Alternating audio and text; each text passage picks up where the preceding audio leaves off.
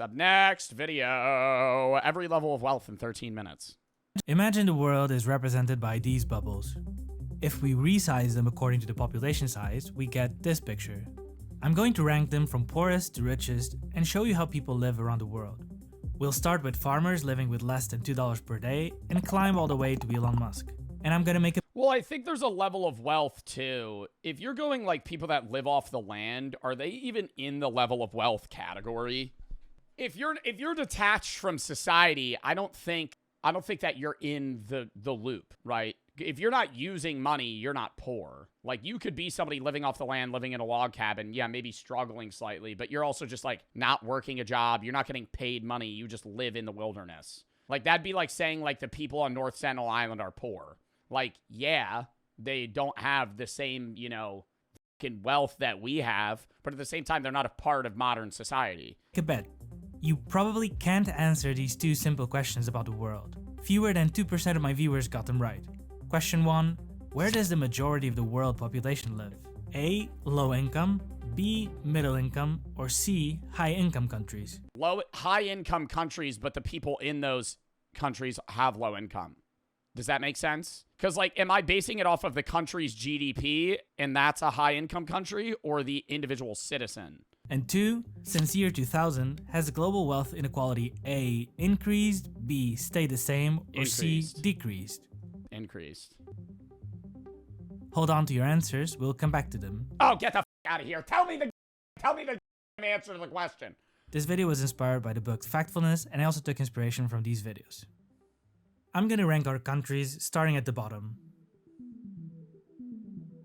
According to the World Bank, The poorest country is Burundi, and then Central Africa, African Republic. the 10 countries with the lowest GDP per capita in the world are all African countries. But that's also GDP, and that is, yeah, they're also not making a lot of money, but they also might not have exports. They might not, like, individual countries may not have a large population. The more the bubbles are to the left, the lower the GDP per capita. And the country with the lowest GDP per capita is Burundi. Let's see how people live there. $920. That's how much each person makes a day or a year. Not a day. Goddamn. That's how much each $920 a day is crazy money. That's how much each person makes a year is $920. How do you live on that? Is that even, that's not, that you don't live on that. That's not a fucking, what is like the lowest income you could reasonably live on? I mean, that depends where you're living. Everything's cheap, bro. Even if everything's cheap, $920 fucking dollars in a year, bro. A week's worth of groceries for a family of 4 is like $300. People live there. Probably more. The median wage in Burundi is $1.80 per day. Each woman has an average of around 5 children. Bro. See, now that's actually a problem in high-income countries. Fertility rates lower and lower. We're going to have, when we're old, chat, we will have so little young people below us that they won't be able to support us being old. And that'll be a big problem. Because you need a younger generation to run the world for when you're old. Us? Question mark? Yes, us. We. Yes, we. Us. Because who's we? What do you mean, who's we? Oh, you're calling me Unk. Are you saying I'm old? I'm saying when we're old, because you're probably like 5 years younger than me. We're in the same generation. Let's get out of the fucking crazy facade we live in, okay? You're much younger than me now. When I'm 70 and you're 75, we're both going to be decrepit, retired old people. And then you and I will not have a younger population running jobs because nobody's having kids. Each woman has an average of around 5 children. Child mortality is high, and 5% of children don't make 49.2 out of 1,000 live births make it to 5 years old. Wow. Families are large, and most of them depend on agriculture to make a living. Most people live in rural areas, often in houses made with mud bricks. The Gapminder Foundation documented how families live around the world and made their footage freely available. This family with 1 woman and 4 children had a total income of 90 cents per day. They live in a house with no electricity. Light comes from fire. But where are they getting their money from? Where are they? If you're getting $1.80 a day, what are you making? Your 90 cents a day. What are you making money from? Like, what are you getting the 90 cents? Which they also use selling stuff, like maybe selling, trading to things. cook. This family sleeps on a bed made of straw, and this is their toilet. To find water, they need to walk to natural sources and carry that water back home.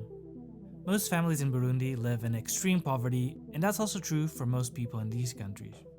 But so far, our chart only includes about 3.6% of the world population.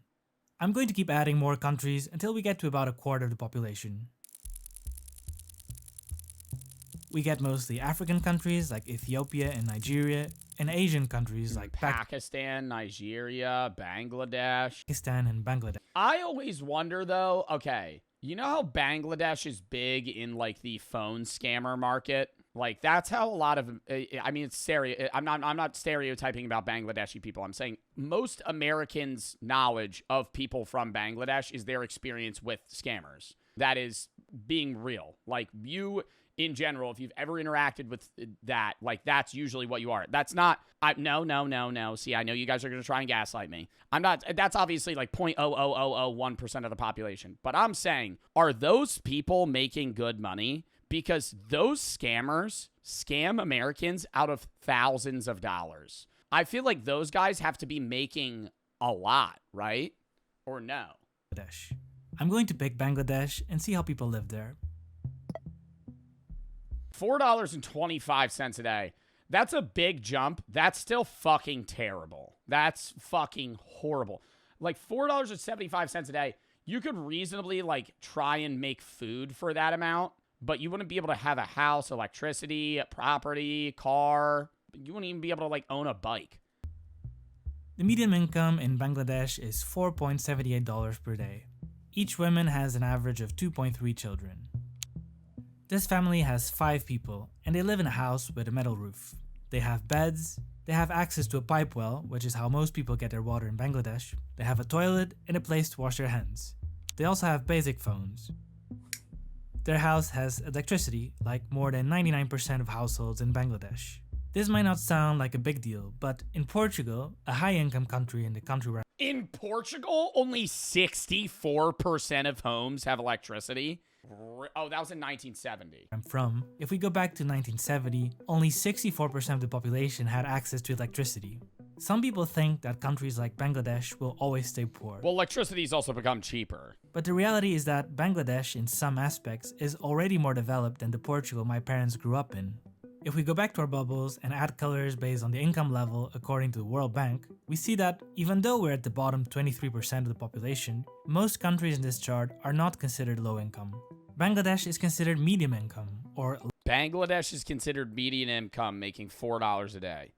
Lower middle income countries. Are you fucking kidding me? Lower middle income to be precise. Most of the world population lives in middle income countries. Well, okay, but I was saying what I would describe as middle income. I would not call, and this is because I live in a first world country, and we have the privilege of saying this, I would not call $4 a day low middle income. You're impoverished. Like, if you had maybe in a different country as well, but I think it's also like the living standards you see here. If you were in the US making $4 a day, you'd be homeless. You'd be fucking homeless. You wouldn't have a home. You wouldn't be able to afford anything in any state. You would literally be homeless. A question that only 27% of my audience got right. I also got it wrong. Oh, I got that shit wrong.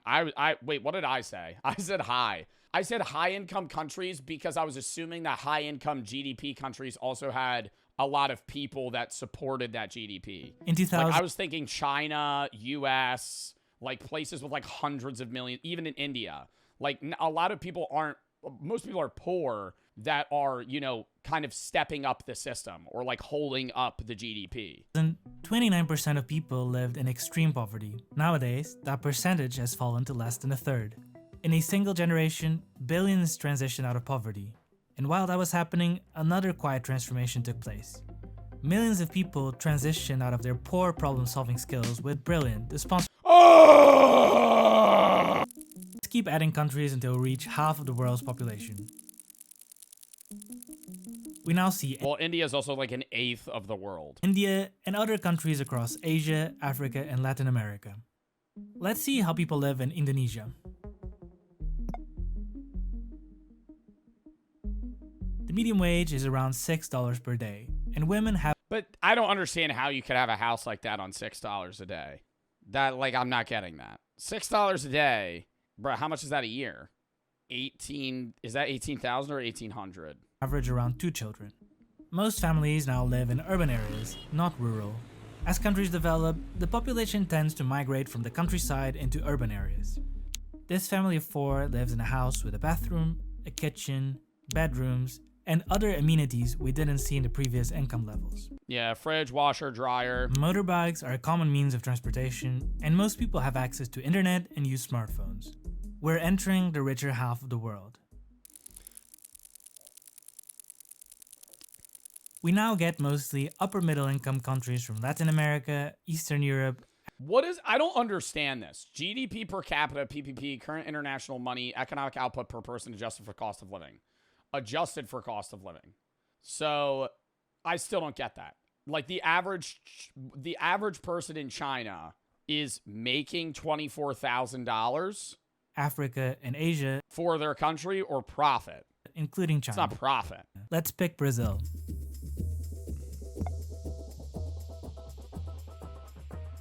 The median It's profit. Nah, it's profit. It's profit because look. This is, dude, tier 6 is $62 a day, which is what most Americans are making at a minimum wage 9 to 5. If you work a minimum wage 9 to 5 and you're getting paid $10 an hour, you're getting $80 a day. So it's adjusted for, this is spending money. This is how much money they have post cost of living. Yes? No? It's GDP, but GDP is also just literally like the lump sum of like all the money everybody makes. The median wage in Brazil is about $13 per day. And in Brazil, women have on average 1.6 children. For the first time, we get a fertility rate below the replacement level. Wealthier countries tend to have lower fertility rates. Although hunger is still a problem in Brazil, more people die from obesity than undernutrition. As countries really develop, the percentage of obese population also tends to increase. At this level of income, it's now common for people to have a car and a computer. Brazil is above the global average, but still far from the world's richest. Brazil's also such a big country that the economic change, depending on where you are, is so broad. Like, you could be in a favela, and it's overcrowded, overpopulated, and poor. If we add more bubbles, we start getting high-income countries. We're now Where's the US, dude? at 90% of the world's population, and I'm gonna pick Spain. The median income is $41 per day. In countries like Spain, most people live in good quality housing. They have access to decent healthcare, social security, and public facilities. At this tier, you also start getting the freedom to travel to almost everywhere. A Spanish citizen can travel to a total of 189 countries visa-free. For most of the world, that is not the case. What does it mean visa-free? Like, they don't need a visa to ever go there? So if you're in a poor income country, you're not allowed to travel the world? I mean, you need a passport still. No fucking way. Like, even on vacation. Depends on your certain passport. I know in the United States, there's certain countries that you wouldn't even be allowed to go to because you have a U.S. passport. Was like, I presumed any country with a passport, you could just go anywhere. You need a visa, not even on vacation. Wow. 189 countries visa-free. For most of the world, that is not the case. If we look at the passport index of every country, we see that lower income countries have a lower number of destinations they can visit without a visa. Singapore has the highest. What is the U.S.? What do you think the U.S. is? Henley Passport Index U.S. The U.S. has access to 182. Where are we not allowed to go? Afghanistan, Algeria, Azerbaijan, Belarus, Brazil. You need a visa from the U.S. to go to Brazil. Cameroon, Burkina, Chad, Central Africa, Congo, a lot of African countries. Ghana, India, it says you need an e-visa. Iran, Libya, Mali. Oh, God, there's so many. North Korea, no shit. That one's not really a shocker there. The freedom to travel the world depends on the income level of your country. Despite having good living standards compared to the rest of the world, Many people in these countries haven't enjoyed the economic growth we got in countries like Bangladesh or Indonesia. I spoke with economist Branko Milanovic, one of the researchers behind the famous chart explaining this. It's called the elephant curve. On the x-axis, we have the income percentile of the global population. The chart shows us how much income has grown across the population in the 20 years up to 2008. The people around the 50th percentile of income, mostly people in Asia, saw big gains. But then for the Western middle class, the curve flatlines. People who are around the 75th, 80th percentile of the world income distribution, which means they are richer than the Chinese, had very slow growth, and in many cases actually growth of close to 0% per year over 20 years. And meanwhile, the global top 1% captured a large share of the growth, riding the wave of globalization. In recent years, the curve becomes smoother, but the pattern still holds. Many in the West feel stuck, while much of Asia has moved up. Let's move higher.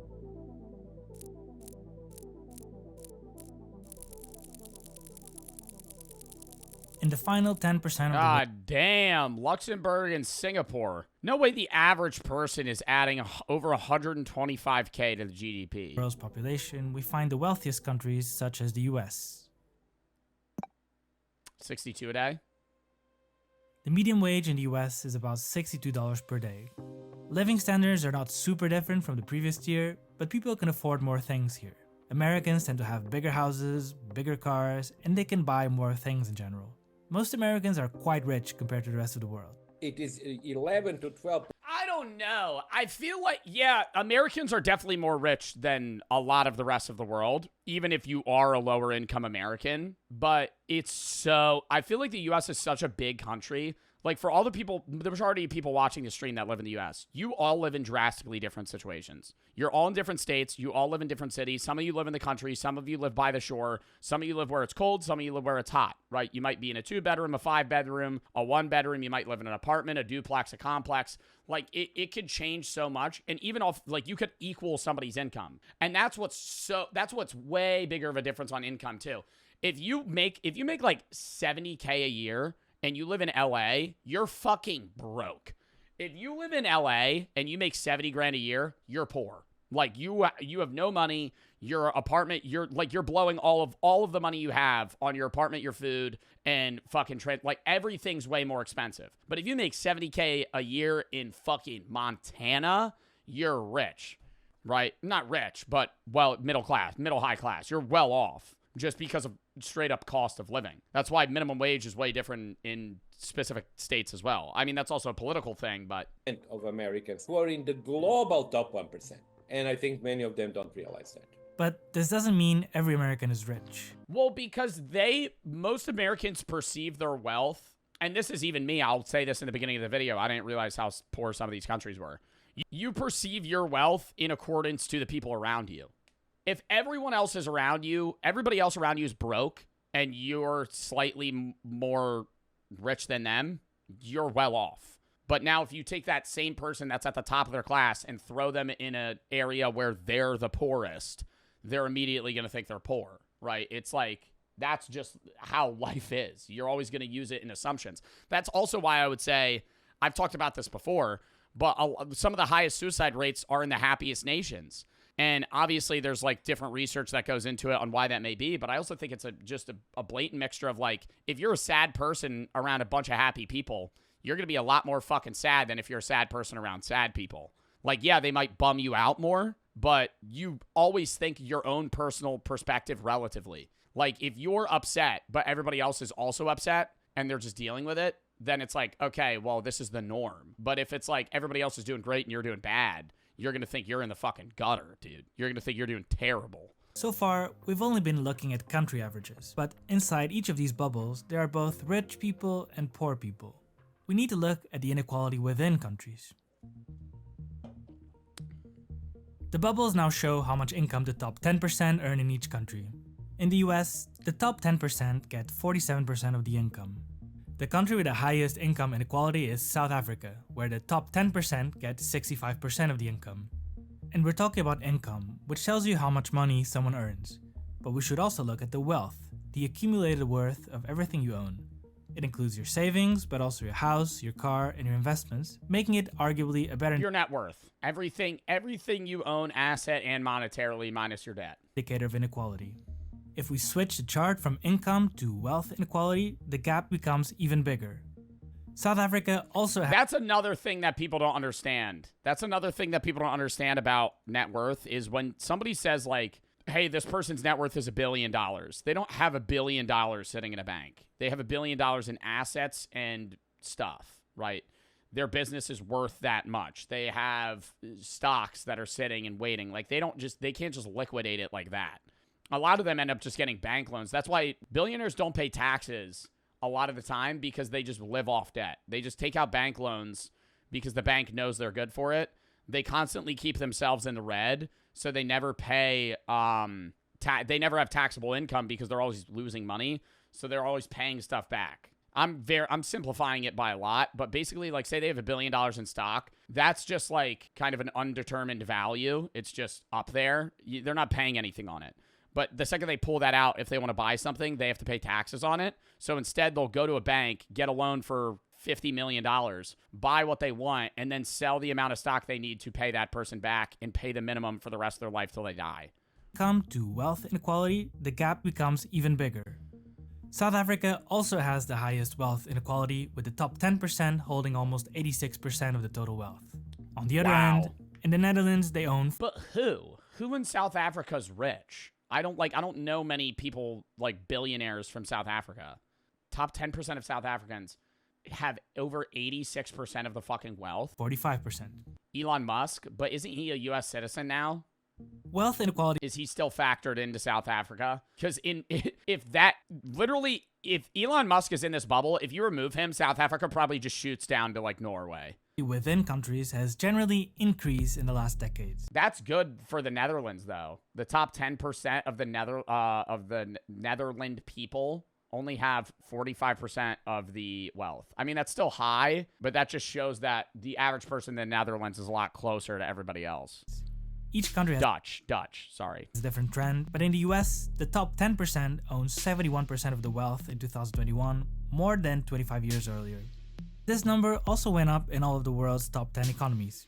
This can have negative impacts, and several economists argue that the more unequal a society, the weaker its institutions. Italy is a top 10 largest economy. What does Italy do?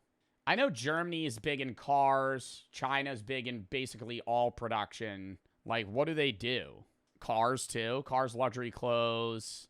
A lot, because it's mainly like you're a big country by wealth if you have a lot of exports, if you're selling to other countries. Institutions tend to become over time. The World Inequality Report argues that this was not inevitable, but a political choice. They argue that in the 80s, leaders like Ronald Reagan and Margaret Thatcher pushed a series of policies that made private wealth go up and public wealth go down. So their argument here is that if governments own less, then in theory they're less capable of tackling inequality. But from now on, we're not going to talk about countries anymore.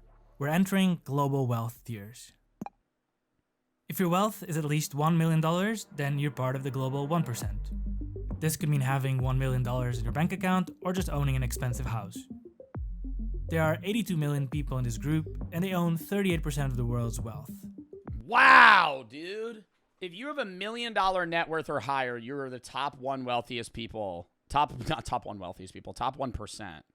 That's me. Somebody, that's me. XQC is beyond this. XQC is above, is in the next rank. Top 0.001%. To make it to the top 0.01%, you need a wealth of at least $21 million. That's XQC. XQC is more than that. All professional athletes that are in like high grade US sports, the biggest streamers, that's you? No. You can throw me back 10 seconds. Not this.